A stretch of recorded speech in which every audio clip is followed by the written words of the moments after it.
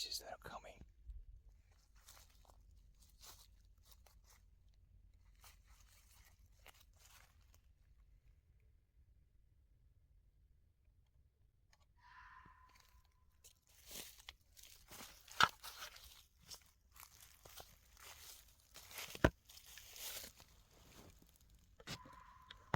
So I've been hearing very scary voices around like 3 minutes now. It resembles that of a scream of some sort of an ape, of a scream of mandrills or some sort of a baboon. Decided to what kind of a thing could be making that noise, because I've never heard that voice before.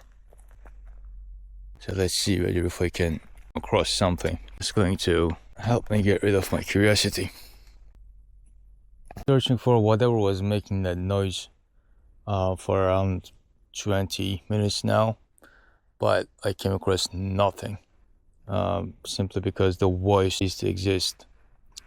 And that was fucking weird, because like it was non-stop making voices for like 20 minutes or something, and right from the second on when I got out of my tent, it only made that same sound for like 3 or 4 more times, and then it stopped.